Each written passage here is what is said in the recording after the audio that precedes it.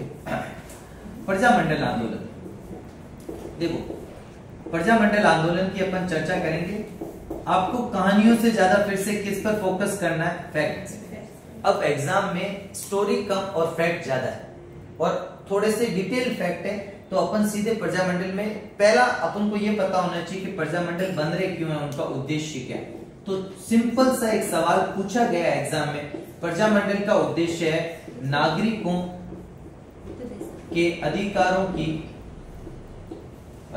की पूर्ति। ये सवाल आया हुआ एग्जाम में। ऑप्शन में था कि प्रजामंडलीय आंदोलन की स्थापना का उद्देश्य क्या है। तो जो नागरिक हैं, उन नागरिक जो आम जनता है, उनके जो अधिकार है, उनके जो राइट्स है, ठीक है, उन राइट्स को क्या करना है? उन राइट्स को पूरा करना है। और ये पूरा कैसे होगा? जब इनके लिए एक रेस्पॉन्सिबल गवर्नमेंट बनेगी, यानी उत्तरदायी सरकार बनेगी, उत्तरदायी सरकार।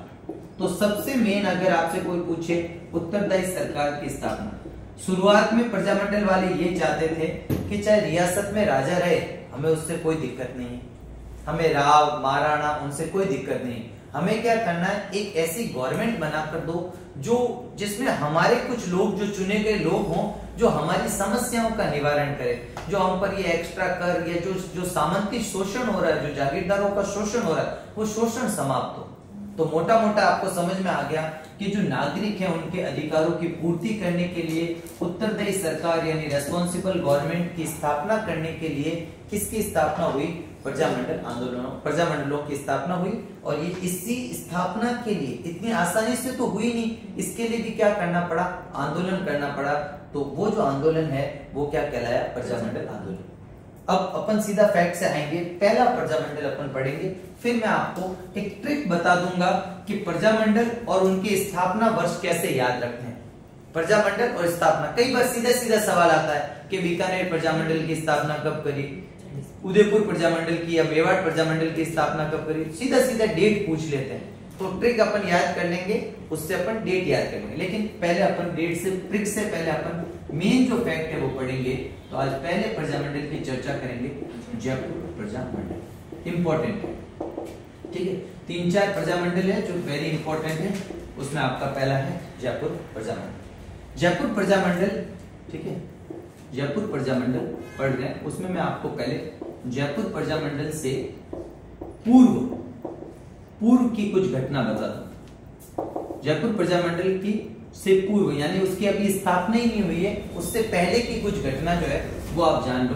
तो एक पॉइंट तो आपको यह पता होना चाहिए कि जयपुर में जन जागृति, अपन अभी किसकी बात कर रहे हैं? अपन ने किसानों की बात कर ली, अपन ने जनजाति की बात कर ली, अब अपन आम जनता की बात कर रहे हैं। तो जयपुर में जन जागृति का जनक किसे कहा जाता है? तो जन जागृति का जनक कहा जाता है, किसे कहा जाता है? अर्जुन लाल सेठी को। ये एक तो सवाल याद रखना। सबसे पहले जयपुर में जो आम जन को जिसने जगाया है, आम जन को जो चेतना, उनमें जो राजनीतिक चेतना जगाने वाला है, वो व्यक्ति कौन है? अर्जुन लाल सेठी, दधीची।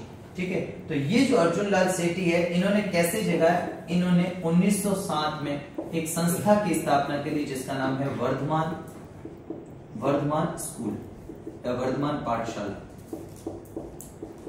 ये आपको याद रखना।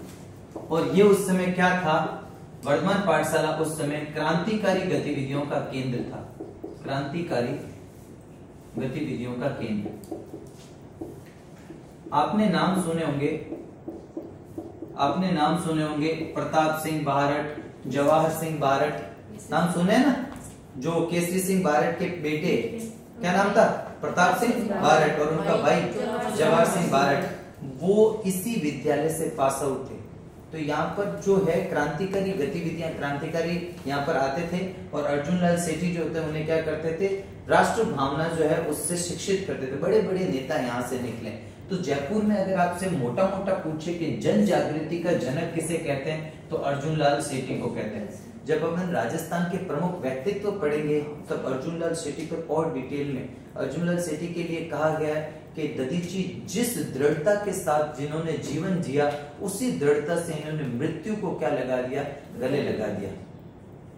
आप पढ़ोगे प्रोफेसर सुंदरलाल, जिन्होंने इनके बारे में ये कथन कहा, तो ये बहुत इंपॉर्टेंट आदमी, इनके बारे में आगे। लेकिन अभी अपन प्रजामंडल शुरू कर रहे हैं तो पहले ये पता तो हो कि ये अलग जगह कौन रहा है।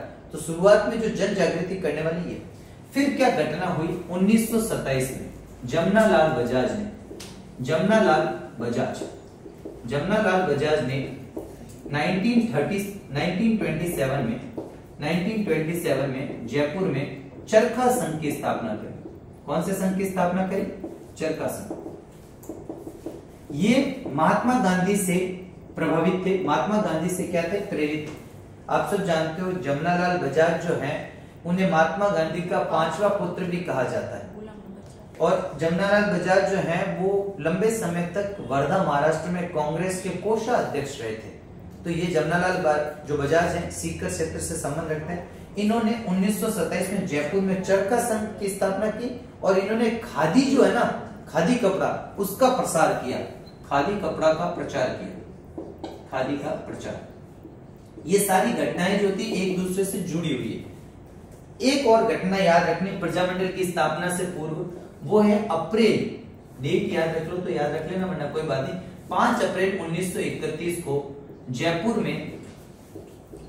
में मोतीलाल दिवस मनाया गया था। ये भी याद रखना, ये सब प्रजामंडल की स्थापना से पहले की बात है।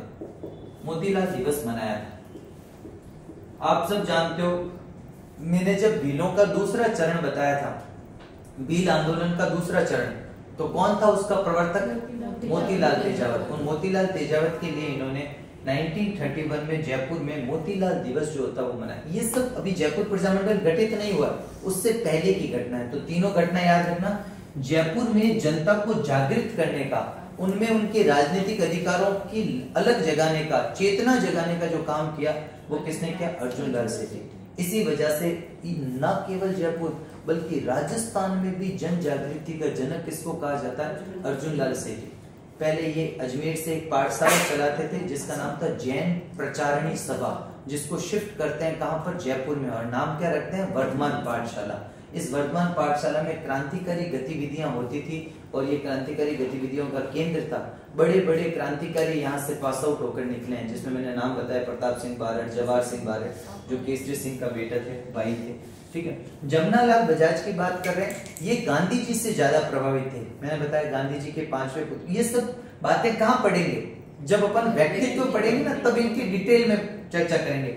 इतना बता दूं इनका संबंध कहां से था? सीकर से। ठीक है, सीकर के थे ये जमनालाल बजाज और इन्होंने 1927 में जयपुर में किसकी स्थापना की? चरखा संघ की स्थापना की। और चरखा संघ में क्या होता था? खादी के प्रचार प्रसार की बात। महात्मा गांधी से प्रभावित है तो खादी की बात कर। 5 अप्रैल 1931 में जयपुर में मोतीलाल तेजावत के लिए कौन सा दिवस मनाया गया? मोतीलाल दिवस मनाया गया। याद रह जाएगा। आप सबको पता है मोतीलाल तेजावत को महात्मा गांधी के कहने पर उन्होंने आत्मसमर्पण किया था 4 जून 1929 को। अपन ने बात करी थी ईडर के अंदर खेड़ ब्रह्मा से। फिर महात्मा गांधी के निजी सचिव मणिलाल कोठारी के कहने पर उन्हें छोड़ा। याद है ना सारी बात? ठीक है, चलो अब आता है सा प्रजामंडल। अब आता है ये थोड़ा सा अपन को प्रजामंडल से पूर्व की घटनाएं वो पढ़ ली। अब जयपुर प्रजामंडल का जो स्थापना हुई वो हुई है जुलाई में। जयपुर प्रजामंडल की स्थापना जुलाई 1931।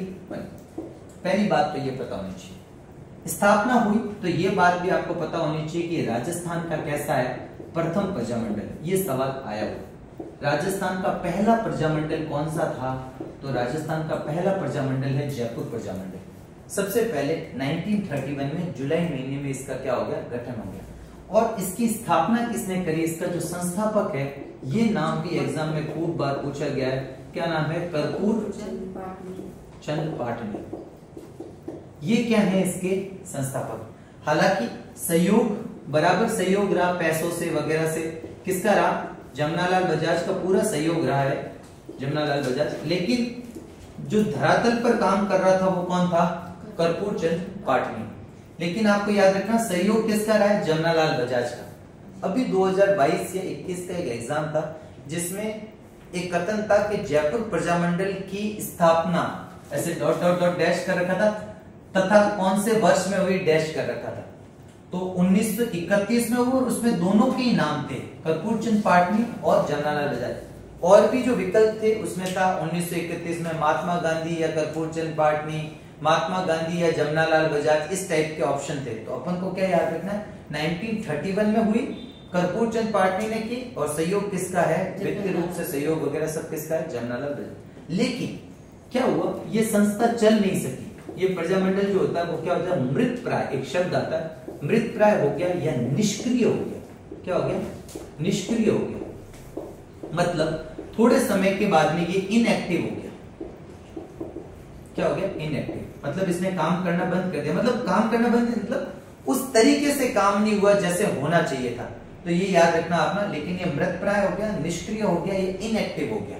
कब हो गया ये, 1931 के गठन के बाद से थोड़े समय तक इनएक्टिव रहा। जब ये बात जमनालाल बजाज को वापस पता चली कि ये जो मेरा संगठन है जिसमें मैंने आर्थिक सहयोग भी दिया और मैं खुद भी उसमें शामिल हूँ, वो संगठन जो है इस प्रकार से अब कार्य नहीं कर पा रहा है, तो जमनालाल बजाज वर्धा महाराष्ट्र से यहाँ पर आते हैं और इसकी भागदौड़ अपने हाथों में लेते हैं।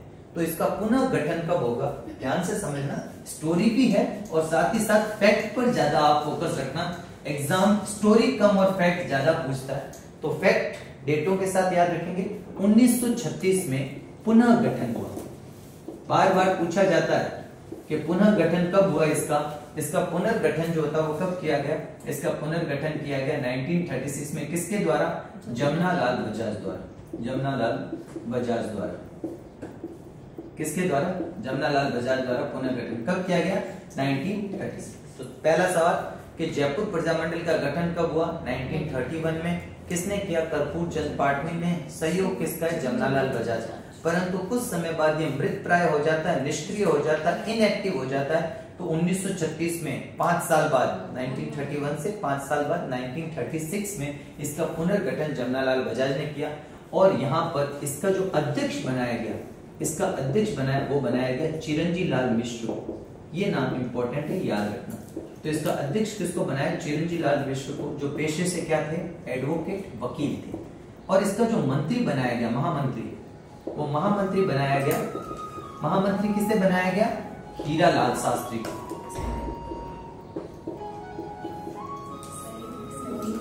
ठीक है, हीरालाल शास्त्री। कौन साइलेंट कर लो, कोई बात नहीं, आराम से, कोई बात नहीं, आराम से कर लो। ठीक है, हीरालाल शास्त्री को क्या बनाया गया, महामंत्री। और एक संयुक्त मंत्री फिर से किसको बना दिया, जिसने इसकी स्थापना करी थी, क्या नाम है, कर्पूर चंद पाटनी। यहां तक बात समझ में आ जाएगी। तो इसका पुनर्गठन 1936 में जमनालाल बजाज ने किया, लेकिन वो 2 नए युवा लोगों को लेकर आए। कर्पूर चंद पाटनी तो पहले से थे, 2 नए युवा लोगों को लेकर आया, जिसमें एक तो है चिरंजी लाल मिश्र और एक मेन आदमी इससे आकर कौन जुड़ गया, हीरालाल शास्त्री। 1936 में ये दोनों भी इससे जुड़ गए। अध्यक्ष तो चिरंजी लाल मिश्र को बनाया, जो पेशे से वकील थे, और हीरालाल शास्त्री। चिरंजी लाल मिश्र है ना, उनका एक और संगठन आपको याद रखना है। इन्होंने अपने स्तर पर एक संगठन बनाया था जिसका नाम था जयपुर प्रजामंडल प्रगति दल, प्रगतिशील दल। अगर ये पूछ लेना प्रगतिशील दल, आपसे कोई पूछे कि जयपुर प्रजामंडल प्रगतिशील दल की स्थापना किसने करी थी, तो आंसर क्या होगा, चिरंजी लाल शर्मा। जबकि आपसे कोई पूछे कि जयपुर हितकारिणी सभा, जयपुर हितकारिणी सभा की स्थापना किसने करी थी, तो उसका आंसर क्या होगा आपका, हीरालाल शास्त्री। ये भी फैक्ट है, याद रख लेना। आई बात समझ में। 1936 में जमनालाल बजाज द्वारा जयपुर प्रजामंडल का पुनः गठन किया गया। अध्यक्ष बनाया गया चिरंजी लाल मिश्र को। चिरंजी लाल मिश्र पेशे से वकील थे। इन्होंने एक और संगठन की स्थापना की थी, जयपुर प्रजामंडल प्रगतिशील दल। और महामंत्री बनाया गया हीरालाल शास्त्री को। तो हीरालाल शास्त्री जयपुर प्रजामंडल से कब जुड़े, 1936 में जुड़े। और इनकी बात करें, इन्होंने एक और संगठन की स्थापना की थी, उस संगठन का नाम क्या था, जयपुर हितकारिणी। संयुक्त मंत्री के रूप में वही जो पहले थे, कर्पूर चंद पाटनी। यहाँ तक की बात आपको समझना। अब इसमें जो है ना, ये जो जमनालाल बजाज है, जमनालाल बजाज है, ये जमनालाल बजाज तो ज्यादातर कहाँ रहते थे, वर्धा महाराष्ट्र में। जमनालाल बजाज जो थे ना, वो वर्धा महाराष्ट्र में भारतीय राष्ट्रीय कांग्रेस के कोषाध्यक्ष थे, ट्रेजरर थे, कोषाध्यक्ष। भारतीय राष्ट्रीय कांग्रेस के क्या थे, कोषाध्यक्ष थे। तो ये तो वहां ज्यादा रहते थे और यहाँ ज्यादा गतिविधियों को संभाला किसने, जयपुर प्रजामंडल की गतिविधियों को हीरालाल शास्त्री ने। तो जमनालाल बजाज उस समय वर्धा महाराष्ट्र में क्या थे, भारतीय राष्ट्रीय कांग्रेस के क्या थे, कोषाध्यक्ष थे जब इन्होंने पुनः गठन किया उस समय। तो यहाँ पर सारी गतिविधियों को शुरुआती दौर में कौन संभालता है, हीरालाल शास्त्री। और हीरालाल शास्त्री ने वर्ष 19, ये सवाल भी आया हुआ है, ठीक है, 1938 में हीरालाल शास्त्री के प्रयासों से, हीरालाल शास्त्री के प्रयासों से क्या हुआ, हीरालाल शास्त्री के प्रयास से क्या हुआ, ये मैंने लिखाया था आपको, शेखावाटी किसान सभा, याद आ रहा है, शेखावाटी किसान सभा का जयपुर प्रजामंडल में विलय हो गया, जयपुर प्रजामंडल में विलय। तो किसके प्रयास से शेखावाटी किसान सभा का विलय हुआ था जयपुर प्रजामंडल में, हीरालाल शास्त्री के प्रयास से। और कब हुआ, 1938 में हुआ। तो इससे ये पता चला कि जयपुर प्रजामंडल ने किसको सहयोग दिया है, जयपुर प्रजामंडल ने शेखावाटी किसान आंदोलन को समर्थन दिया था। किसको सहयोग दिया है, शेखावाटी किसान आंदोलन। अपन पहले ही पढ़ चुके हैं शेखावाटी किसान आंदोलन। नाम आपको याद हो तो ठाकुर देशराज सिंह, राम नारायण चौधरी की अपन ने बात करी थी, नेत्राम गोरीर की, हरलाल सिंह की, किशोरी देवी, उत्तमा देवी की, याद आ रहा है। तो शेखावाटी किसान आंदोलन को क्या कर दिया, किसने समर्थन दे दिया, जयपुर प्रजामंडल ने समर्थन दे दिया, सहयोग दे दिया।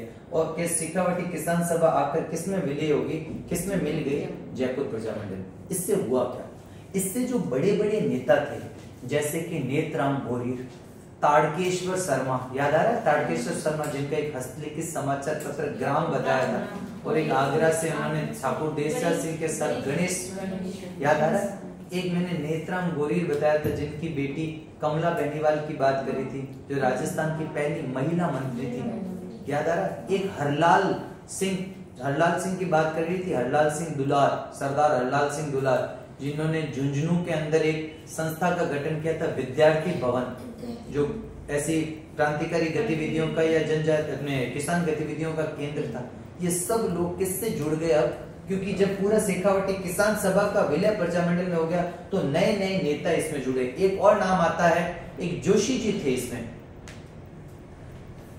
एक जोशी था व्यक्ति, जो रमा देवी जोशी, मैंने आपको लिखाया होगा बिजोलिया के टाइम, लादू राम जोशी, वो एक बड़ा नेता, वो भी आकर इससे जुड़ गया। तो कौन कौन से नेता, बड़े बड़े नेता आकर इससे जुड़ गए, ये कौन से, लादू राम जोशी, ठीक है, सरदार हरलाल सिंह,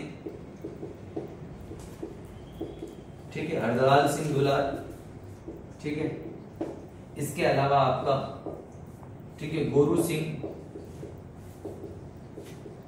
ये सारे लिखाए थे मैंने आपको, नेत्राम गोरीर,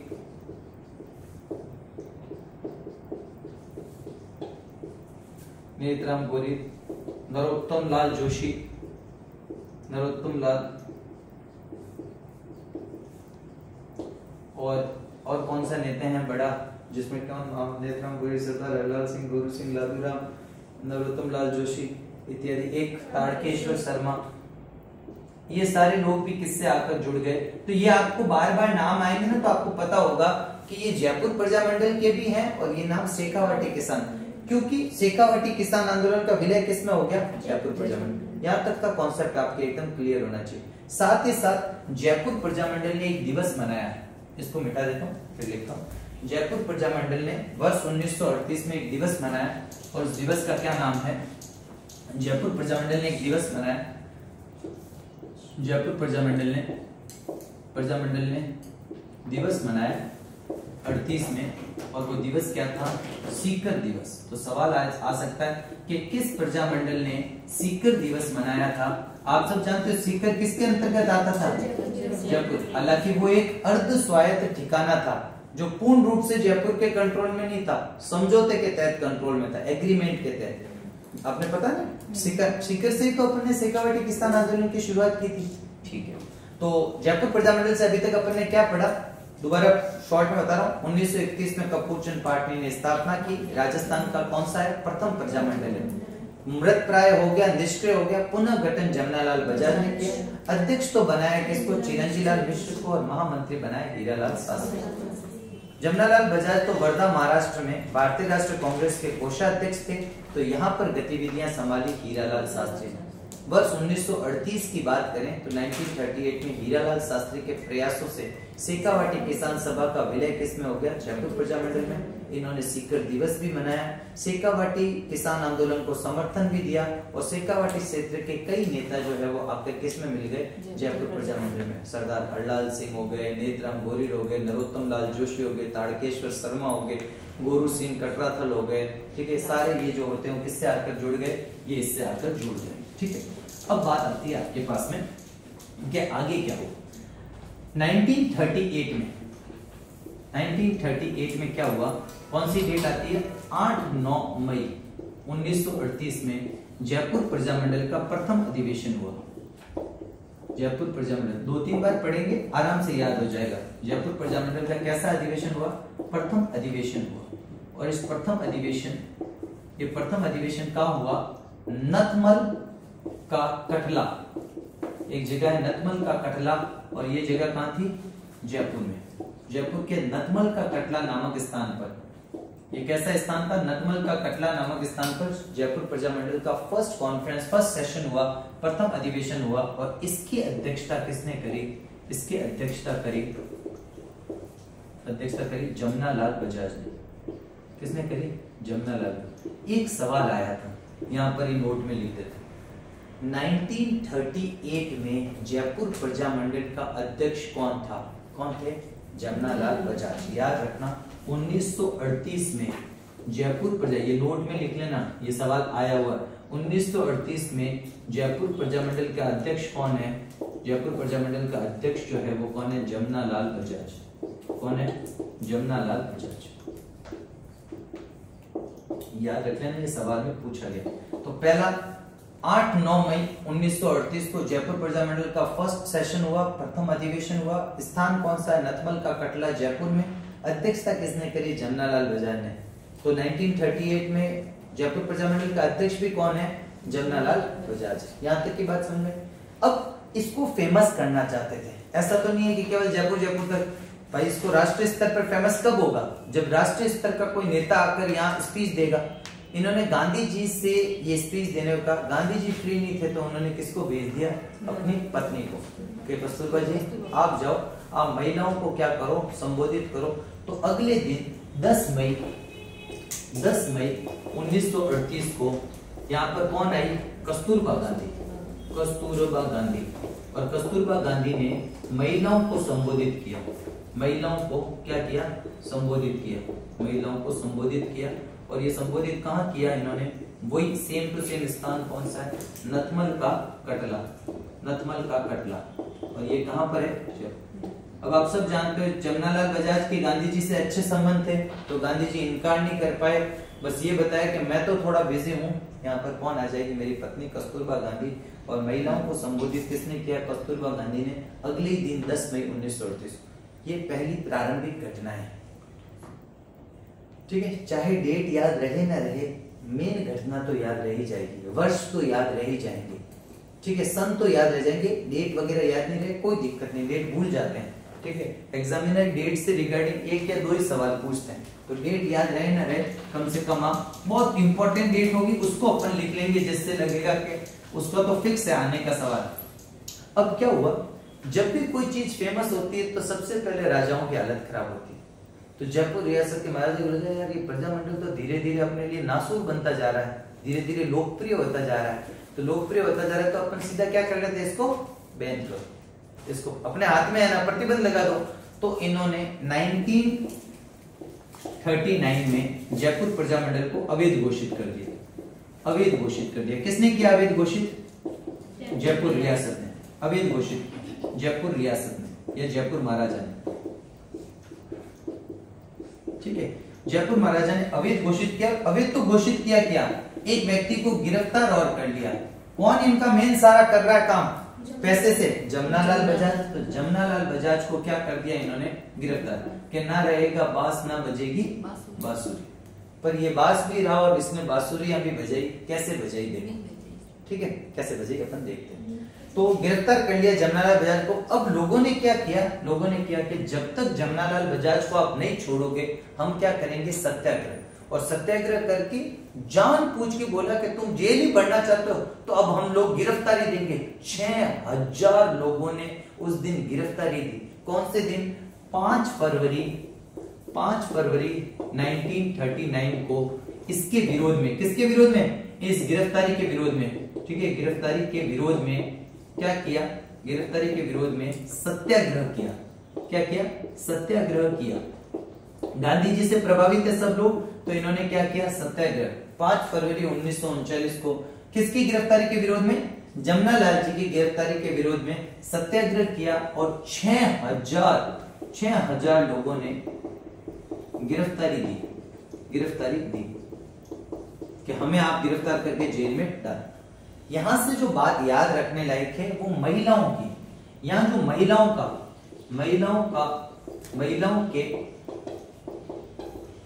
सत्याग्रह का नेतृत्व, महिलाएं जो है उनके सत्याग्रह का नेतृत्व किसने किया है? उसका नाम है रमादेवी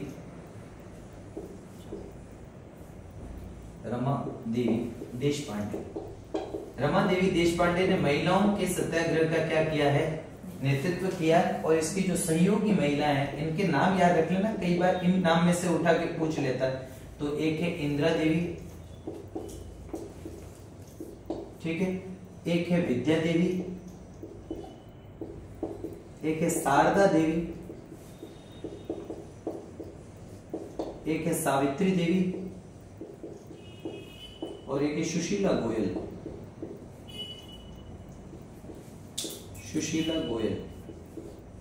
इन सब ने भी क्या करा? यहां पर सत्याग्रह करा। लेकिन महिलाओं ने गिरफ्तारी जिस महिला के नेतृत्व में दी उससे सवाल पूछा गया था। एक महिला थी जिसका नाम था दुर्गावती देवी। ये याद रखना, दुर्गावती देवी के नेतृत्व में महिलाओं ने गिरफ्तारी दी। दुर्गावती देवी के नेतृत्व में महिलाओं ने क्या दी? गिरफ्तारी दी। सत्याग्रह तो किसके नेतृत्व में किया? रमादेवी देशपांडे के। जबकि महिलाओं ने गिरफ्तारी किसके नेतृत्व में दी? गिरफ्तारी दी किसके? तो दुर्गावती देवी गिरफ्तारी दी। तो ये घटना आपको याद रखनी है। क्या याद रखनी है? 1939 में जयपुर महाराजा या जयपुर रियासत ने जयपुर प्रजामंडल को अवैध घोषित कर दिया और जमनालाल बजाज को क्या कर दिया? गिरफ्तार करके जेल में डाल दिया। तो जेल में डाला तो प्रजामंडल वालों ने बोला हम इसके विरुद्ध क्या करेंगे? सत्याग्रह करेंगे, और अगर जेल में डालना है तो फिर हमें डालो। और 6000 लोगों ने क्या कर दिया? 5 फरवरी 1939 को गिरफ्तारी दे दी। महिला ने बोला कि हम भी पीछे नहीं रहेंगे, महिलाओं की आदत है हर जगह बोले नहीं हम भी आ जाएंगे, ठीक है आओ आगे, दो आप भी गिरफ्तारी। तो इसने बोला, रमादेवी देशपांडे ने बोला कि मैं, मेरे नेतृत्व में पहले क्या करो? सत्याग्रह करो। किस किस को लेकर आए? इंदिरा बोली मैं भी चलूं, विद्या बोली मैं भी चलूं, शारदा जी बोले मैं भी चलूं, सावित्री जी बोले मैं भी चलूं, सुशीला पीछे रहेगी तो बोले नहीं मैं भी आ रही हूँ। ठीक है, ऐसे मजाक कर रहा हूँ, ये महान महिलाएं थी। ठीक है, ऐसे याद रखने का अपन तो सिर्फ बात करें। फिर दुर्गावती देवी के नेतृत्व में महिलाओं ने क्या दे दी? यहाँ पर गिरफ्तारी। यहाँ तक का कॉन्सेप्ट आपका एकदम क्लियर हो। अब क्या हुआ? 1939 में 12 मार्च समय आगे बढ़ता है। 12 मार्च 1939 आता है, 12 मार्च 1939 आता है। और 12 मार्च 1939 को ये क्या मनाते हैं? जयपुर दिवस मनाते हैं। कौन सा दिवस मनाते हैं? जयपुर दिवस। और यहाँ संबोधन करने के लिए राष्ट्रीय स्तर के नेता आते हैं। और राष्ट्रीय स्तर के नेता में कौन कौन आते हैं? एक तो आती है सरोजिनी नायडू। कौन आती है? सरोजिनी नायडू। और एक का नाम आता है भोला भाई देसाई। ये दिल्ली से आता है, भोला भाई देसाई। ये जो है ये राष्ट्रीय स्तर के नेता जो होते हैं वो भी क्या होते हैं यहाँ पर, और यहाँ संबोधन देते हैं। कब? 12 मार्च 1939 को। 5 फरवरी के बाद 12 मार्च 1939 आता है। जयपुर प्रजामंडल वाले कौन सा दिवस मनाते हैं? जयपुर दिवस। 1938 में इन्होंने कौन सा दिवस मनाया? सीकर दिवस। 1939 में ये कौन सा दिवस मना रहे हैं? जयपुर दिवस। और क्या कर रहे हैं ये? कौन संबोधन करने आ रहा है? सरोजिनी नायडू। ये जबकि प्रथम अधिवेशन में कौन संबोधन करने आया था? कस्तूरबा गांधी। आई बात यहाँ तक की समझ में? क्रम वाइज सारा काम चल रहा है। 1940 आ जाता है ऐसे करते करते। और 1940 में जयपुर प्रजामंडल का नया अध्यक्ष बनता है। और अध्यक्ष कौन बना? हीरालाल शास्त्री। अब गाड़ी 5th गियर में हाई स्पीड में चलने लगती। हीरालाल शास्त्री क्या है, बड़ा एक्टिव आदमी था। ये क्या करता था, महाराजा के जो अन्य मंत्री होते थे, उनके प्रधानमंत्री वगैरह, उनसे भी अच्छे घनिष्ठ संबंध रखते थे। हीरालाल शास्त्री बड़े एक्टिव थे, इन बहुत प्रभावित किया इन्होंने अपने जयपुर प्रजामंडल के अन्य कार्यकर्ताओं को। तो इस वजह से इन्होंने, जमनालाल बजाज ने देखा ये युवा नेता सही है, इसके हाथ में सत्ता देना सही है। तो फिर 1940 में जयपुर प्रजामंडल के अध्यक्ष कौन बनते हैं, वो बनते हैं हीरालाल शास्त्री। अब जब हीरालाल शास्त्री बनते हैं तो 2 साल बाद में एक आंदोलन होता है। हाँ बताओ। पहले भी जुड़े हुए तो थे। नहीं जुड़े हुए थे, अध्यक्ष बता रहा हूँ। अध्यक्ष कब बने हैं, अध्यक्ष बने नहीं थे उस समय, अध्यक्ष नहीं बने, महामंत्री के पद पे थे। पहले अपन ने जब जयपुर प्रजामंडल का पुनः गठन किया तब अध्यक्ष इसको बनाया चिरंजी लाल मिश्र को। फिर जब जयपुर प्रजामंडल का प्रथम अधिवेशन हुआ तब जमनालाल बजाज खुद बने अध्यक्ष। तो 1938 में अध्यक्ष कौन है, जमनालाल बजाज। लेकिन 1939 में जो अध्यक्ष बने वो, 1940 में जो अध्यक्ष बने वो कौन है, हीरालाल शास्त्री।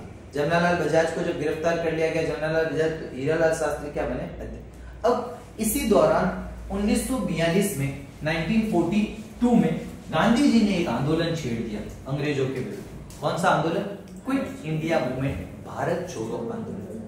अब भारत छोड़ो आंदोलन में स्थिति क्या हुई, ध्यान से सुनना। 1942 में कौन सा आंदोलन हो गया गांधी जी का, भारत छोड़ो आंदोलन, क्विट इंडिया मूवमेंट जो है वो शुरू हुआ। जब गांधी जी का भारत छोड़ो आंदोलन 1942 में शुरू हुआ तो जयपुर प्रजामंडल 2 गुटों में बट गया।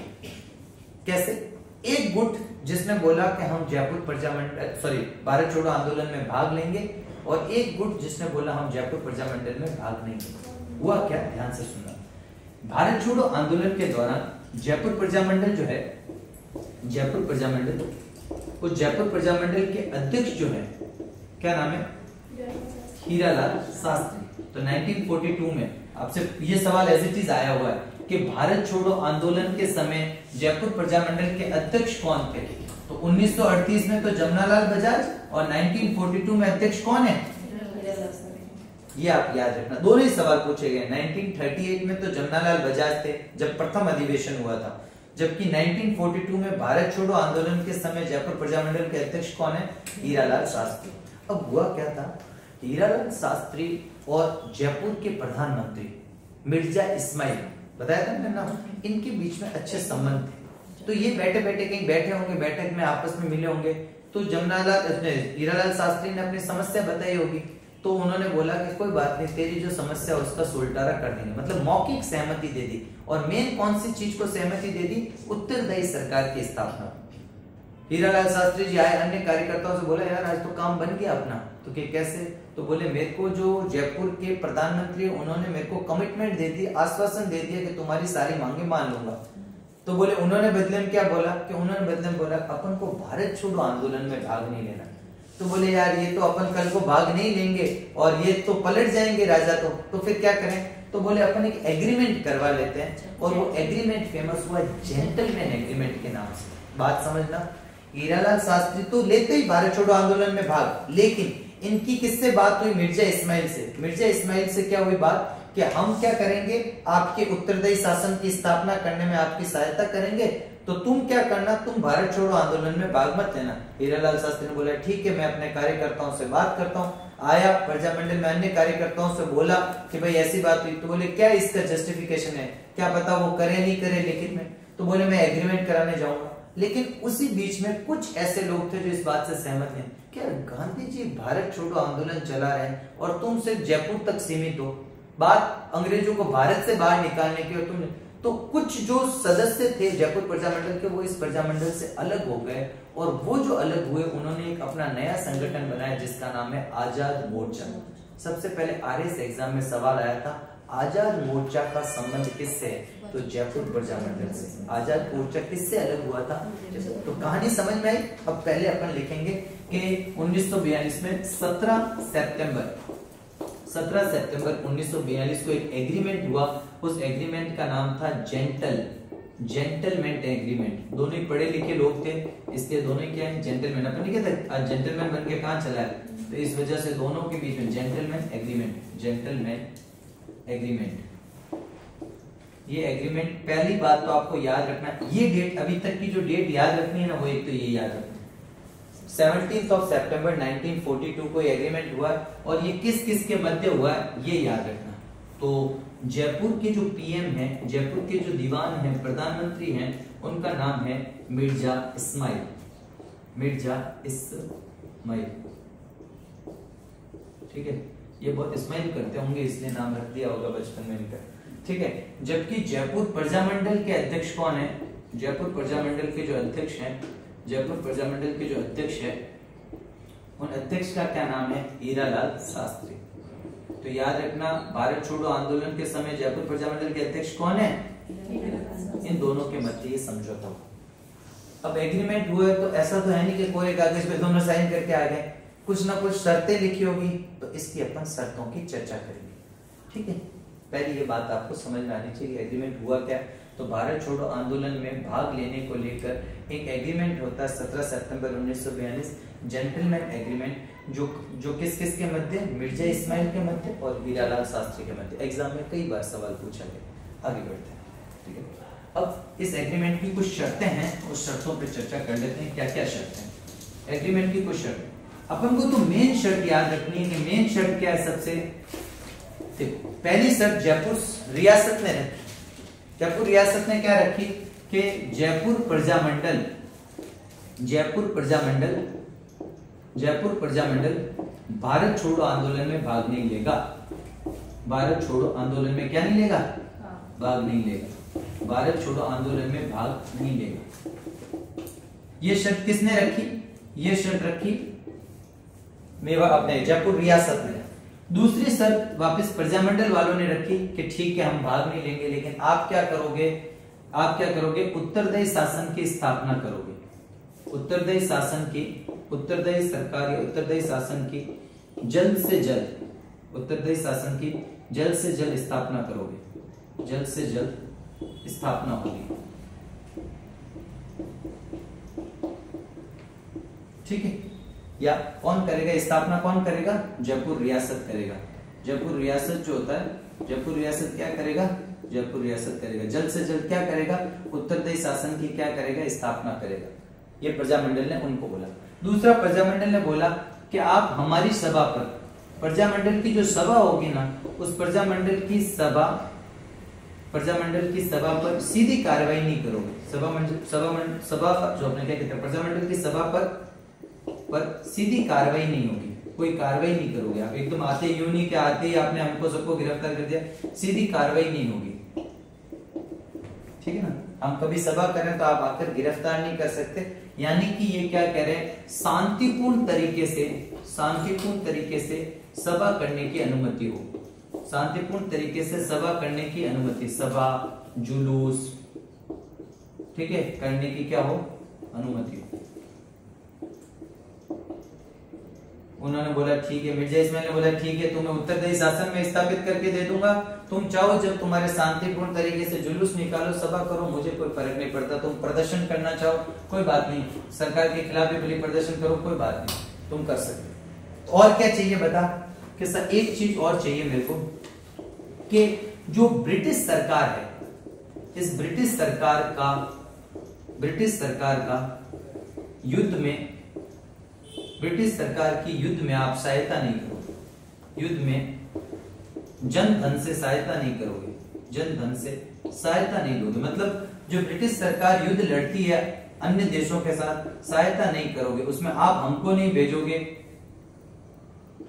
मतलब क्या नहीं करोगे? ना तो यहां से किसी इंसान को, सैनिकों को भेजोगे, और ना ही आप जयपुर रियासत से किसी प्रकार की आर्थिक सहायता करोगे। मतलब ब्रिटिश सरकार के जो भी युद्ध है, चाहे वो हमारे खिलाफ हो चाहे बाहरी देशों के खिलाफ हो, आप ना तो उनको आर्थिक सहायता दोगे और ना ही हमारे यहाँ से सैन्य सहायता दोगे, यानी जन धन से कोई सहायता।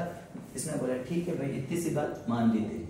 और बता तो, और ये है कि जो क्रांतिकारी हैं ब्रिटिश सरकार के विरुद्ध, जैसे क्रांतिकारी कौन हो गए? जो भी ब्रिटिश सरकार के विरुद्ध आंदोलन कर रहे हैं वो सारे क्रांतिकारी हैं। कुछ उसमें से उग्र क्रांतिकारी है और कुछ सौम्य क्रांतिकारी है, उदारवादी है और कुछ उग्रवादी क्रांतिकारी है। तो ब्रिटिश सरकार के विरोधी या ब्रिटिश सरकार के विरोधी यानी जो क्रांतिकारी है, उन क्रांतिकारी को गिरफ्तार नहीं करोगे, गिरफ्तार नहीं करोगे। करोगे और हम उसे शरण दे सकेंगे, मतलब हम तो उनको क्या कर सकते हैं, शरण दे सकते हैं ये, और आप उनको क्या नहीं करोगे, गिरफ्तार। तो ये सारे जो एग्रीमेंट हुए ना, ये समझौते से कई एग्जाम, डिटेल एग्जाम होता है ना, तो इसमें एक अभी रिसेंट एक एग्जाम है 2023 का, उसमें सवाल क्या था कि 1942 में हुए जेंटलमैन समझौते के संबंध में गलत कथन का चयन कीजिए। एक तो था ये समझौता जो अपने मिर्जा इस्माइल और हीरालाल शास्त्री के मध्य हुआ। इस समझौते के तहत जयपुर प्रजामंडल ने भारत छोड़ो आंदोलन में भाग नहीं लिया। और एक था इस समझौते का संबंध झालावाड़ रियासत से। तो कौन सा ऑप्शन गलत था, झालावाड़ का क्या लेना देना इससे, तो वो ऑप्शन जो गलत चयन करना था। इस प्रकार के सवाल पूछे जाते। दोबारा सुन लेना, जब पहली शर्त किसने रखी, इनकी तो एक शर्त ही थी कि क्या, जयपुर प्रजामंडल भारत छोड़ो आंदोलन में भाग नहीं लेगा। हीरालाल शास्त्री ने बोला मंजूर है, मेरे कार्यकर्ताओं से मैंने बात कर ली, हमें मंजूर। बोले अब बताओ तुम्हारी क्या शर्त है, तो इन्होंने बोला एक तो आप जल्दी से जल्दी रेस्पॉन्सिबल गवर्नमेंट की स्थापना करो, दूसरा हम प्रजामंडल वाले कहीं पर भी शांतिपूर्ण तरीके से सभा करें, जुलूस करें, प्रदर्शन करें, आप उस पर क्या नहीं लगाओगे, रोक नहीं लगाओगे, कोई सीधी कार्रवाई नहीं करोगे और हमें गिरफ्तार नहीं करोगे। कि ठीक है भाई मंजूर। और बता कि ब्रिटिश सरकार जो होता है, उनके जो युद्ध होते हैं, चाहे वो हमारे विरुद्ध हो या चाहे किसके बाहरी देश के, आप जयपुर रियासत वाले अपने यहाँ से कोई आर्थिक सहायता नहीं देंगे, कोई सैन्य सहायता, किसका मंजूर है। कि ब्रिटिश सरकार के जो विरोधी हैं, जो क्रांतिकारी है, वो अगर जयपुर रियासत के अंदर से गुजरते हैं या यहाँ आते हैं, आप उन्हें गिरफ्तार नहीं करोगे और हम उनको आराम से शरण दे सकते हैं, आपको उससे भी कोई तकलीफ नहीं होनी चाहिए। आई बात समझे। ये जो एग्रीमेंट हुआ, इस एग्रीमेंट का जन्म। लेकिन कुछ लोग ऐसे थे जिन्होंने हीरालाल शास्त्री की खूब आलोचना करी कि हीरालाल शास्त्री ने एक गलत एग्रीमेंट कर दिया जिससे हम गांधी जी के भारत छोड़ो आंदोलन में क्या नहीं ले पा रहे, भाग नहीं। अब एग्रीमेंट हो गया तो आप भाग नहीं ले सकते, तो कुछ लोग भाग लेना चाहते थे। अब कुछ लोग भाग लेना चाहते थे तो वो आदमी तो प्रजामंडल के हैं, अगर भाग ले लिया तो फिर जयपुर रियासत तो बोलेगी तुमने तो समझौते को भंग कर दिया।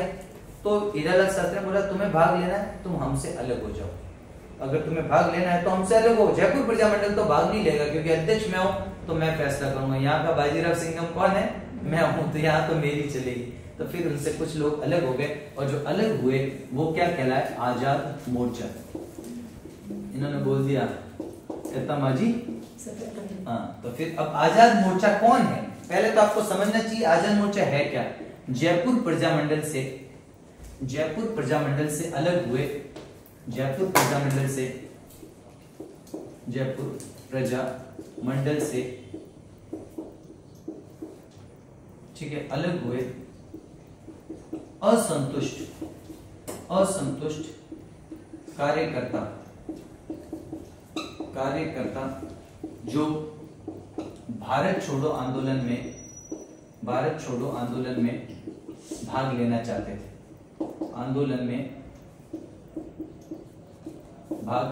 थे,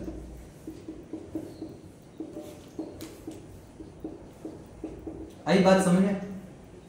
जयपुर प्रजामंडल के वो व्यक्ति, वो कार्यकर्ता हैं जो जयपुर प्रजामंडल से क्या थे, असंतुष्ट थे और भारत छोड़ो आंदोलन में भाग लेना चाहते थे। उन्होंने किसका गठन किया, आजाद मोर्चा का। इसका गठन जेंटलमैन एग्रीमेंट से 2 दिन पहले यानी 14-15 सितंबर 1942 जब हीरालाल शास्त्री जी समझौता कर, भाई हीरालाल शास्त्री ने जब समझौता किया होगा तो पहले कार्यकर्ताओं की मीटिंग बुलाई, अगस्त में उन्होंने मीटिंग बुलाई कि भाई मैं तो ये फैसला ले रहा हूँ। तो उनमें से कुछ लोग बोले भाई हम आपके साथ नहीं है, जो साथ नहीं थे वो अलग हो गए, जो साथ थे वो एग्रीमेंट करने चले गए। तो 2 दिन पहले जो अलग हो गए उन्होंने क्या बना दिया, आजाद मोर्चा। अब आजाद मोर्चा का गठन जो है वो किसके नेतृत्व में, ये सवाल पूछा गया। आजाद मोर्चा का गठन किसके नेतृत्व में किया गया, तो उनमें मेन जो इनका लीडर था उसका नाम था बाबा हरीशचंद्र। ये आया हुआ सवाल। आजाद मोर्चा है क्या, जयपुर प्रजामंडल से अलग हुए कार्यकर्ताओं का एक संगठन है जो भारत छोड़ो आंदोलन में भाग लेना चाहता है। इसका गठन कब हुआ, 14-15 सितंबर 1942 और गठन में नेतृत्व करने वाला कौन है, बाबा। अन्य कुछ कार्यकर्ताओं के नाम पूछे जाते हैं, ये भी याद रखना। अन्य जो है उनका क्या नाम है, एक का नाम है दौलतमल भंडारी, रामकरण जोशी, डॉक्टर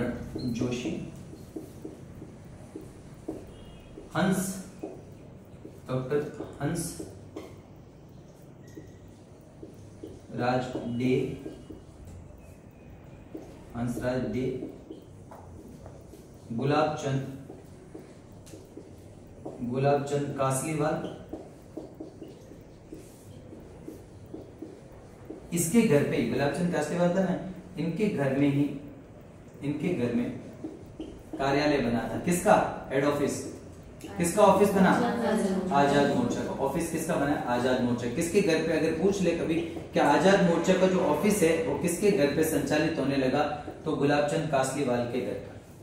तो ये कुछ अन्य कार्यकर्ता हैं जिनका नाम याद रखना, दौलतमल भंडारी, रामकरण जोशी, हंसराज डे और कौन से? गुलाबचंद कासलीवाल। याद रह जाएगा, ये सारे आपको याद रखने। ये आजाद मोर्चा है। और याद रखना, एक बार इसको मिटा देता हूं, इसको मिटाओ। याद क्या रखना कि आजाद मोर्चा ने क्या लिया था? आजाद मोर्चा ने भारत छोड़ो आंदोलन में भाग लिया। तो आजाद मोर्चा ने भारत छोड़ो आंदोलन में भाग लिया। या आजाद मोर्चा को अलग से मैंने पढ़ा लिया, भारत छोड़ो आंदोलन में भाग लिया, ठीक है, ये याद रखना। बाद में 1945 में, बार बार मैं आपको बता चुका हूं, 1945 में क्या हुआ था? अखिल भारतीय देसी राज्य लोक परिषद की कहां पर अधिवेशन हुआ? उदयपुर में। अभी थोड़ी टाइम पहले मीणा आंदोलन में मैंने आपको बताया था, कहां पर? जवाहरलाल नेहरू ने अध्यक्षता की थी। तो 1945 में जवाहरलाल नेहरू जब यहाँ पर आए थे, तो जवाहरलाल नेहरू के कहने पर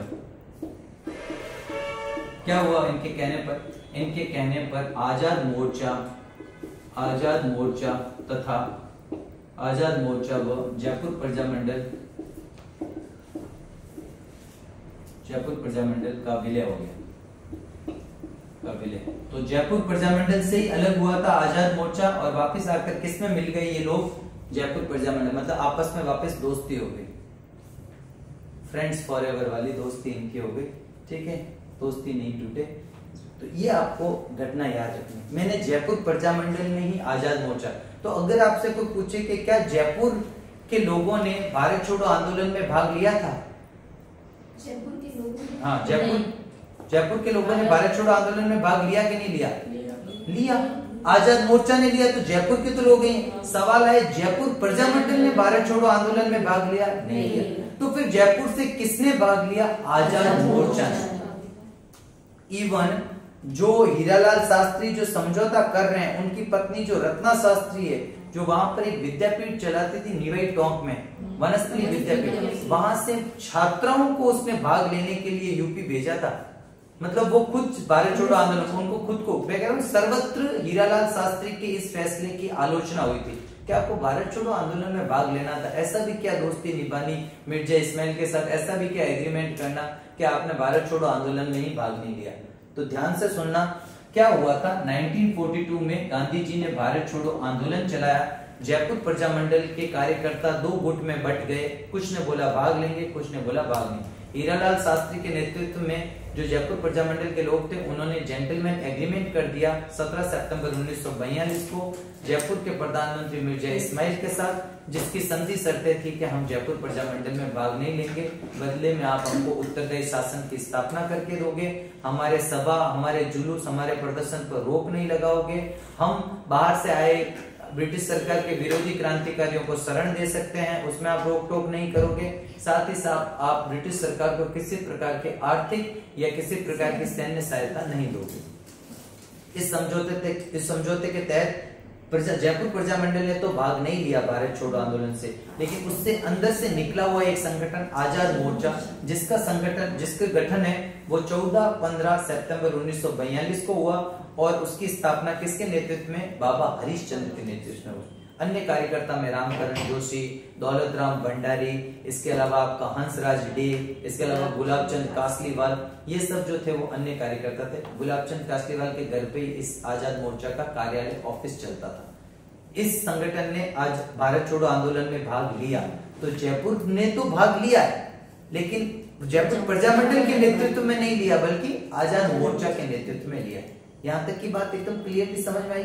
फिर गांधी जी के बाद में जब गांधी जी ने जब ये आंदोलन समाप्त हो जाता, 1945 के आसपास में ये आंदोलन हो जाता समाप्त, जब आंदोलन समाप्त हो जाता उसके थोड़े समय बाद में उदयपुर के अंदर अखिल भारतीय देसी राज्य लोक परिषद का एक अधिवेशन होता है जिसकी अध्यक्षता जवाहरलाल नेहरू करते हैं। वहां जयपुर प्रजामंडल के भी कार्यकर्ता आते हैं। तो वो बोलते भाई क्यों लड़ रहे हो, अब तो आंदोलन ही खत्म हो गया। जिस आंदोलन के लिए आप आपस में लड़ रहे हो, आजाद मोर्चा और जयपुर प्रजामंडल, वो तो आंदोलन ही समाप्त हो गया। अब आप आपस में क्या कर लो, दोस्ती कर लो। तो फिर आजाद मोर्चा वापस किस में आकर मिल जाता है, यानी बाबा हरीशचंद्र, दौलतमल भंडारी, ये जो भी हैं लोग, ये किस में आकर मिल जाते हैं, जयपुर। तो किसके प्रयासों से मिले हैं, जवाहरलाल नेहरू। और क्यों अलग हुए, भारत छोड़ो आंदोलन को लेकर। ठीक है, ये आपकी घटनाक्रम पूरा समझ में आता है। अब थोड़ी बहुत बातें और अपन लिख देते हैं, फिर आपका लगभग जयपुर प्रजामंडल तो पूरा हो गया। एक सवाल पूछा गया 1944 में। पहला सवाल, 1938 में जयपुर प्रजामंडल का अध्यक्ष कौन था, यह सवाल पूछा गया, जमनालाल बजाज। 1942 में भारत छोड़ो आंदोलन के समय जयपुर प्रजामंडल के हीरालाल। और 1944 में जयपुर प्रजामंडल के अधिवेशन, जयपुर प्रजामंडल के अधिवेशन की अध्यक्षता देखो पहली बार तो किसने करी थी, बताओ 1938 में किसने करी थी पहली बार अधिवेशन की अध्यक्षता किसने करी थी, कपूरचंद पाटनी कहां से आ गया, जमनालाल बजाज ने।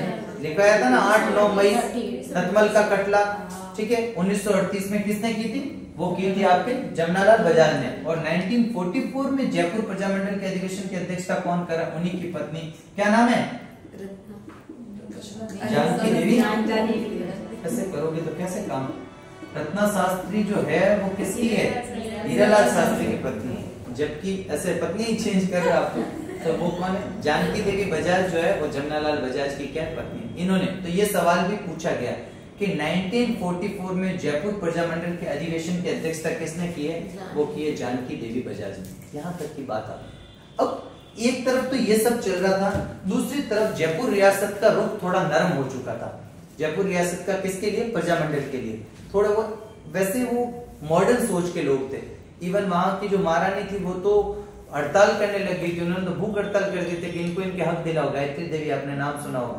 तो फिर most beautiful women of the world कहते हैं जिसको, इंदिरा गांधी जो है नहीं, ऐसा जल्दी तो नहीं थी। इंदिरा गांधी को लगता था कि वास्तव में ये बहुत खूबसूरत है, नहीं ऐसा नहीं है। वो जेल में डलवाना वो दूसरी चीजें सारी, बट ठीक है ऐसी बात अभी नहीं करता, ठीक है। तो अब क्या बात आती है जयपुर प्रजामंडल की, सुंदरता बनी अभिशाप।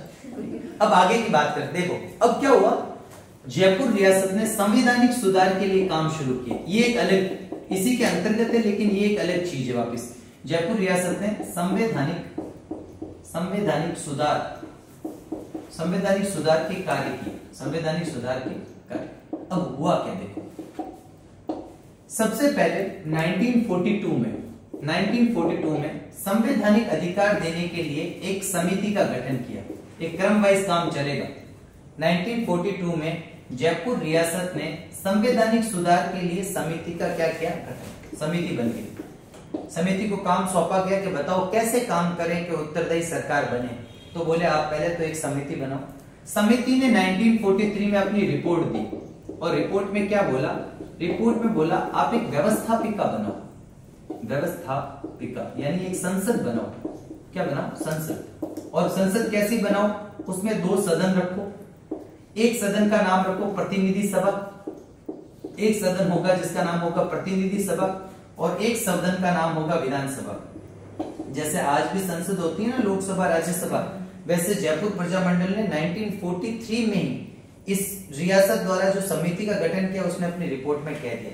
साथ ही साथ ये और बोल रहा है कि जनता का क्या हो, जनता के प्रतिनिधि हो, इसमें जनता के प्रतिनिधि भी इसमें हो। इस समिति ने अपनी रिपोर्ट में ये कह दिया।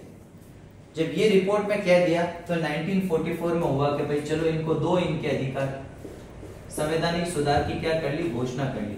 संवैधानिक सुधार की घोषणा 1944 में संवैधानिक सुधार देने की क्या कर दी, घोषणा।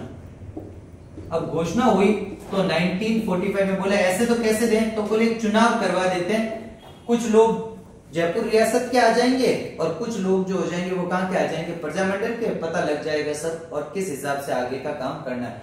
तो जो व्यवस्थापिका जो संसद बनी, उस व्यवस्थापिका संसद जो है उस संसद का नाम रखा गया 1945 में क्या हुआ, चुनाव हुए, और चुनाव किसके लिए हुए, संसद के लिए। और संसद क्या है उसमें, उस समय संसद का नाम क्या है, धारा सभा। संसद का नाम क्या है, धारा सभा। ये जो व्यवस्थापिका बनी थी इसका नाम था धारा सभा। क्या नाम था, धारा सभा। और धारा सभा में किस किस के लिए वोटिंग हो रही है, एक है आपका प्रतिनिधि सभा, प्रतिनिधि सभा, ध्यान से सुनते जाना ये बात भी, और एक तरफ कौन है आपकी, विधानसभा। प्रतिनिधि सभा के अंदर टोटल 125 सीट है और विधानसभा के अंदर टोटल 51 सीट है। कितनी सीट है, 51 सीट है। कुल धारा सभा में 176 सीट है। आई बात समझ में। अब इस पर चुनाव हुए 1945 में। चुनाव का रिजल्ट आया, प्रजामंडल को, जयपुर प्रजामंडल को कितनी सीटें मिली पता है, 27 सीटें। कितनी, 125 में से केवल 27 सीटें, और विधानसभा में 51 में से केवल 3 सीटें। इससे पता चल गया कि जो प्रजामंडल है उसको जनता कोई खास पसंद नहीं करती। जनता तो अभी भी जयपुर महाराजा के प्रति ही क्या है, वफादार है। यानी या तो ये प्रजामंडल इतना प्रसिद्ध है ही नहीं कि जनता तक पहुंच पाया है, या जनता वास्तव में प्रजामंडल को चाहती ही नहीं है। वो तो जयपुर रियासत के शासक मान सिंह की व्यवस्थाओं से खुश है, क्योंकि रिजल्ट तो आम जनता से ही वोटिंग कराई, और आम जनता ने 125 में से केवल 27 सीटें जयपुर प्रजामंडल, 51 में से केवल 3 सीटें। तो इस प्रकार से आई तो प्रजामंडल का भी मनोबल जो हुआ डाउन हुआ। लेकिन जयपुर रियासत ने अपनी बात रखी, बोला आपकी इतनी सीटें हैं तो हम आपका एक मंत्री फिर भी बनाएंगे। और वो जो मंत्री बना वहां से सवाल आता है, तो दोबारा सुनना। एक तरफ तो वो भारत छोड़ो आंदोलन की वो पूरा घटनाक्रम मैंने आपको बताया, एक तरफ इधर और काम चल रहा है, जयपुर रियासत में संवैधानिक सुधार का काम चल रहा है। यानी कि जनता को किस प्रकार से उनके अधिकार दिए जाए, उत्तरदायी सरकार की किस प्रकार से स्थापना की जाए। तो उसके लिए 1942 में एक समिति का गठन किया, उससे रिपोर्ट मांगी। उसने रिपोर्ट दी कि कम से कम आप आधे से ज्यादा तो जनता के प्रतिनिधि रखो। उन्होंने बोला ठीक है, कैसे रखें, तो बोले एक व्यवस्थापिका बनाओ, एक संसद बनाओ जो 2 सदन की होगी, जिसका एक सदन तो कहलाएगा प्रतिनिधि सभा, एक सदन कहलाएगा विधानसभा, और इस संसद का नाम होगा धारा सभा। इसमें टोटल 176 सीटें होंगी, जो सीटों का निर्धारण, जिसमें 125 सीटें प्रतिनिधि सभा की होगी, और आपकी विधानसभा की कितनी हो जाएगी, 51 सीटें का किसकी हो जाएगी, इसकी हो जाएगी। आई बात समझ में, ये पूरी बन गई। 1944 में जयपुर महाराजा ने मान लिया कि चलो संवैधानिक सुधार करने की मैं तुम्हें घोषणा करता हूँ। ये तो अनुशंसा की है समिति ने, इन्होंने अप्रूवल दे दिया कि चलो ऐसे काम कर लो, जो आपने रिपोर्ट दी है वैसे वैसे काम कर लो। चुनाव करवाए तो प्रतिनिधि सभा की 125 सीटों में से जयपुर प्रजामंडल को 27 और विधानसभा की 51 सीटों में से केवल कितनी मिली, 3 सीटें। फिर भी 1946 में उत्तरदायी सरकार की जो स्थापना हुई, जो उसमें क्या हुआ बाद में, तो 1946 में जयपुर रियासत ने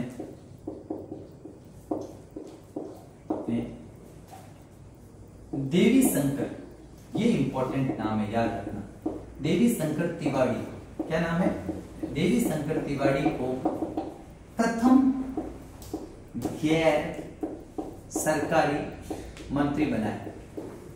यानी ये जयपुर रियासत से तो संबंध रखता था, लेकिन महाराजा का आदमी नहीं था, बल्कि किसका आदमी है, ये जनता का आदमी। जो सीटें जीती है ना, उन सीटों में से एक व्यक्ति को क्या बनाया गया, मंत्री बनाया गया। भाई अपन भी बहुत सारे एमएलए जीतते हैं, एमएलए में से कुछ लोग मंत्री बनते हैं ना, जैसे अपने जोगेश्वर जी यहाँ से है, तो उस हिसाब से अपने पास में देवी शंकर तिवारी जो है उनको क्या बनाया गया, प्रथम। ये ऐसा करने वाली जयपुर राजस्थान की पहली रियासत थी, ऐसा करने वाली जयपुर राजस्थान की पहली रियासत थी, राजस्थान की पहली रियासत। क्या करने वाली राजस्थान की पहली रियासत थी, गैर सरकारी मंत्री बनाने वाली। और राजस्थान का न केवल जयपुर का बल्कि राजस्थान का पहला गैर सरकारी मंत्री कौन बन गया, देवी शंकर। भाई साहब, इस आदमी का क्या ऑरा रहा होगा। बाद में ये आरपीएससी का चेयरमैन बना, और अभी तक का सबसे लंबे कार्यकाल तक जो सर्वाधिक अवधि है ना, मैंने आपको एक समाचार पत्र बताया था, जयपुर से प्रकाशित होने वाला लोकवाणी समाचार पत्र, याद आ रहा है? आपको दो कांड बताए थे, 1942 का और 1947 का, जब अपन आंदोलन पढ़ रहे थे। कौन सा? एक तो आपको मैंने मारवाड़ के अंदर डाबड़ा कांड बताया था, और एक मैंने आपको चंदावल घटना बताई थी। तब चंदावल घटना की एक समाचार पत्र में प्रकाशन हुआ था, 4-5 समाचार पत्र बताए थे, उसमें एक समाचार पत्र बताया था। कौन बता सकता है? को बता सकता है? डाबड़ा कांड की वगैरह की इनकी जो घटना जो प्रकाशित हुई थी, उसमें एक समाचार पत्र बताया था जो जयपुर से था। बहुत सारे समाचार पत्र बताए थे, मैं कुछ और बता देता हूँ ताकि आपको हिंट मिले। दिल्ली से मैंने एक समाचार बताया था, हिंदुस्तान टाइम्स। मुंबई से मैंने एक समाचार पत्र बताया था जिसका नाम था वंदे मातरम। प्रजा सेवक नामक समाचार पत्र जोधपुर से बताया था। तो आपको बता सकता है जयपुर से कौन सा बताया था? No one.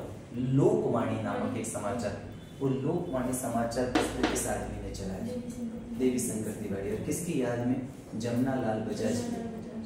ये बात भी अपन लिखेंगे आगे, ठीक है? तो अपन को क्या पता चला? 1946 में जयपुर रियासत में देवी शंकर तिवारी वो पहला आदमी था जिसको गैर सरकारी मंत्री बनाया गया। ऐसा करने वाली जयपुर रियासत राजस्थान की कैसी थी? पहली रियासत थी। ये बात अपन को समझ में आती। अब हुआ क्या? अब ध्यान से सुनना। अब हुआ क्या? अब एक मंत्रिमंडल का गठन हुआ 1948 में। ध्यान से सुनना, 1948 में एक मंत्रिमंडल का गठन हुआ। अब मंत्रिमंडल कैसे बनेगा? देखो, मंत्रिमंडल में कौन कौन होंगे? मंत्रिमंडल में एक तो होगा सा पीएम, एक होगा सा मंत्रिमंडल में सीएम, और एक मंत्रिमंडल में होंगे सचिव, जिसको अपन कहेंगे मंत्री, केवल मंत्री। सीएम जो पीएम जो होगा उसे हम कहेंगे दीवान, जो कितना होगा? एक होगा। सीएम जो होगा उसे कहा जाएगा मुख्य सचिव, जो कितना होगा? एक होगा। और मंत्री जिन्हें केवल सचिव कहेंगे, जो कितने होंगे? 5। ये जयपुर की सरकार बना रहा हूं मैं, कब? एकीकरण से पहले। आज भी अपना एक मंत्रिमंडल होता है राजस्थान में, ठीक है? वैसे राजस्थान के हर जगह, हर अपने राज्य में एक मंत्रिमंडल होता है सरकार का। तो यहाँ पर भी एक मंत्रिमंडल जिसमें एक पीएम होगा जो दीवान कहलाएगा, एक सीएम यानी मुख्यमंत्री होगा जो मुख्य सचिव कहलाएगा, और 5 मंत्री होंगे जो सचिव कहलाएंगे। अब किस किस को बनाया गया? दीवान बनाया गया वीटी कृष्णमाचारी या वीटी कृष्णाचार्य। ये क्या थे? ये पहले से ही जयपुर के क्या थे? प्रधानमंत्री थे। जयपुर रियासत के पहले से ही ये प्रधानमंत्री थे, और इन्हीं को क्या बना दिया गया? वीटी कृष्णाचार्य को जयपुर का दीवान बना दिया इस मंत्री में। सीएम बना दिया यानी मुख्य सचिव किसको बना दिया? हीरालाल शास्त्री को, कि भाई आप भी आ जाइए, आप यहाँ से आज से क्या है? यहाँ के मुख्यमंत्री, जिस पद को हम मुख्य सचिव कहेंगे। और 5 मंत्री बनाए गए जिसमें देवी शंकर तिवारी, दौलत मल भंडारी, पढ़ा था अभी थोड़ी देर पहले आजाद मोर्चे के टाइम नाम, वापिस ये प्रजामंडल में मिल गए थे। और एक नाम था आपका टीकाराम पालीवाल। इनको क्या बना दिया साहब? इनको बना दिया मंत्री यानी सचिव। आप बोले जो 5 लिखवा के 3 क्यों लिखे? ये 3 तो जो हैं ये तो किसके आदमी है? प्रजामंडल के। किसके आदमी? प्रजामंडल। 2 बेचारे और थे साथ में, उन्होंने बोला हम भी तो हैं, और वो किसका नेतृत्व करेंगे? वो नेतृत्व करेंगे जागीरदारों का। और उनमें कौन कौन नाम आता? एक का नाम आता राजा कुशाल सिंह, और एक का नाम आता रावत अमर सिंह। कुशाल सिंह गिजगिड़ जगह आती है वहां से आते हैं, और रावत अमर सिंह जो है वो आते हैं अजय राजपुरा से। और ये दोनों किसका नेतृत्व करेंगे? जागीरदारों का। ये किसका नेतृत्व कर रहे हैं? प्रजामंडल का, यानी प्रजामंडल यानी आम जनता का, आम जन का। और जागीरदारों का जो नेतृत्व कर रहे हैं उनकी तरफ से जो बोलेगा, उनकी मांगे जो रखेगा वो कौन है? तो ये सा मंत्रिमंडल बनकर तैयार हो गया। ये दोनों ही जयपुर में। गिजगढ़ क्षेत्र तो एक किसी चीज के लिए फेमस है, अभी मुझे नाम याद नहीं आ रहा। गिजगढ़ का तो पूछा भी जाता है एक सवाल, या तो यहाँ पर कोई अभ्यारण्य है, मुझे एग्जैक्टली याद नहीं आ रहा। गिजगढ़ कहीं पढ़ा है मैंने, ठीक है। और रावत अमर सिंह जो है वो अजय राजपुरा से आए। ये पूरा मंत्रिमंडल तैयार हो गया, जो एकीकरण तक यही मंत्रिमंडल रहा। ये आपका जयपुर प्रजामंडल होता है एकीकरण तक, जब तक राजस्थान को जो है, जयपुर को जब तक अपन कहते हैं ना एकीकरण का जो वृहद चरण हुआ था, वृहद चरण में जब जयपुर, जोधपुर, जैसलमेर, बीकानेर को जब सम्मिलित करके राजस्थान बना रहे थे, तब तक ये क्या रहा, याद रहेगा। और डेट अगर फिर भी आप लिखना चाहो तो 28 मार्च को ये मंत्रिमंडल जो है वो बना था। और बनाने वाले कौन है, जयपुर के महाराजा कौन है उसमें, महाराजा का नाम क्या है उस समय, महाराजा है मान सिंह सेकंड। महाराजा कौन है, मान सिंह सेकंड। राजा तो मान सिंह सेकंड ही थे। उनका जो मंत्रिमंडल बना उसमें प्रधानमंत्री या दीवान के पोस्ट पर वीटी कृष्णाचारी है। सीएम या मुख्य सचिव कौन है, हीरालाल शास्त्री। टोटल कितने सदस्य हो गए, 5 + 1 6 + 1 7। कुल सदस्य मंत्रिमंडल में कितने हो गए, 7 सदस्य मंत्रिमंडल हो गया।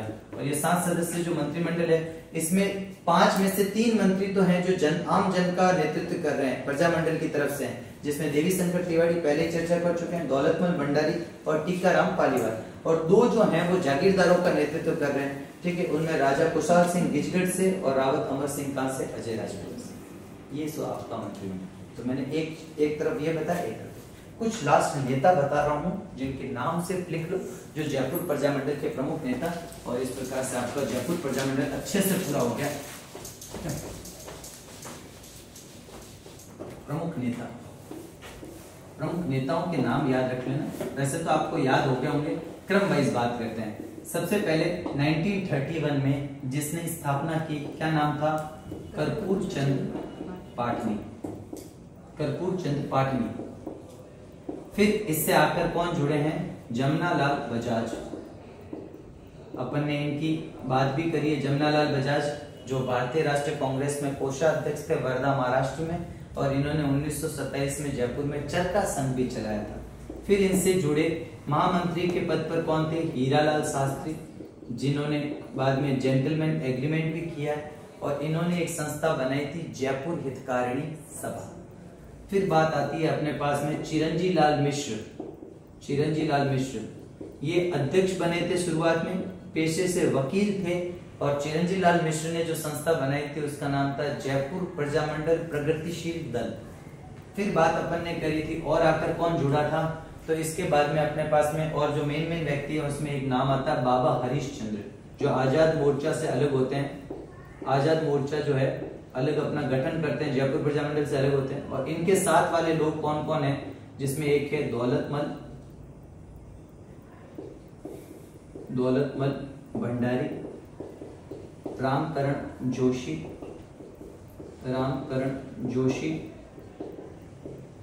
एक नाम है आपका गुलाब चंद कासलीवाल, जिनके घर पर कार्यालय था। एक नाम था हंस राज डे, ठीक है।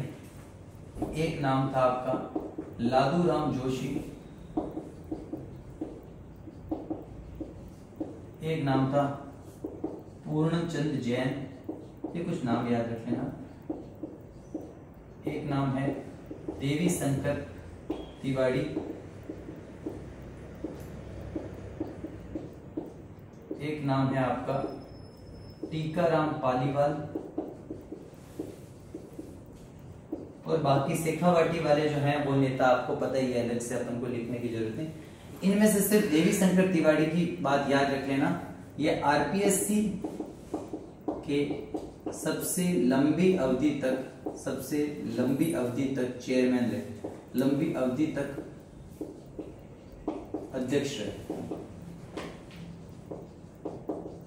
आरपीएससी के अध्यक्ष भी रहे और सबसे लंबी अवधि तक, सबसे लॉन्ग टर्म के लिए ये क्या रहे हैं, चेयरमैन। दूसरा इनका एक समाचार पत्र था, समाचार पत्र, क्या नाम था, लोकवाणी।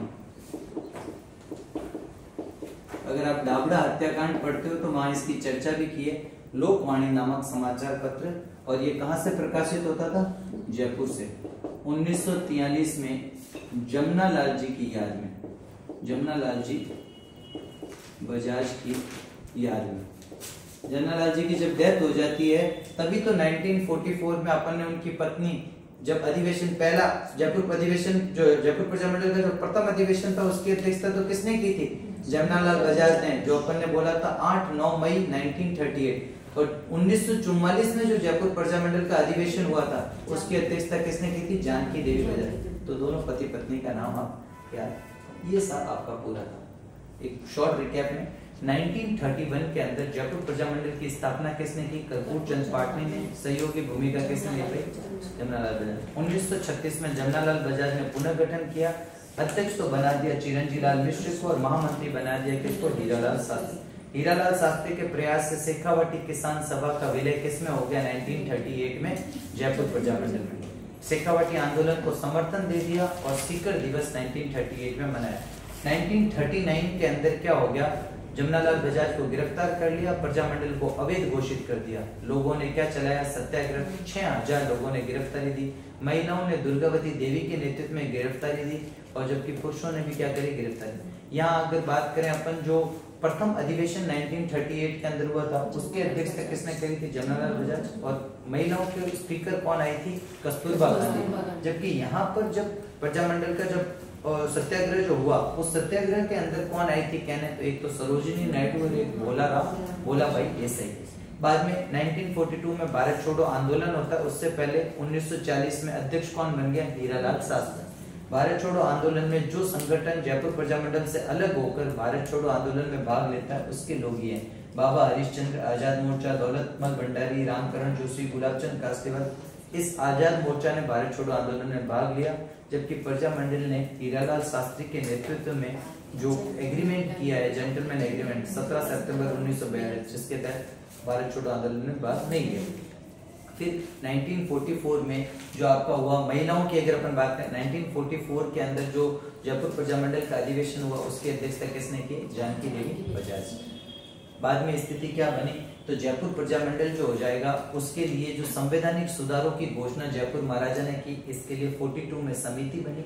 42 में जब इनके द्वारा समिति बनाएगी तो उसने 43 में रिपोर्ट दी, बोला एक व्यवस्थापिका का गठन करो, एक संसद बनाओ जिसका नाम धारा सभा रखा गया। एक सदन प्रतिनिधि सभा, दूसरा सदन विधानसभा। प्रतिनिधि सभा में 125 सीटें, विधानसभा में 51 सीटें। 1944 में महाराजा ने उसको अप्रूवल दे दिया, संवैधानिक सुधारों की घोषणा कर दी।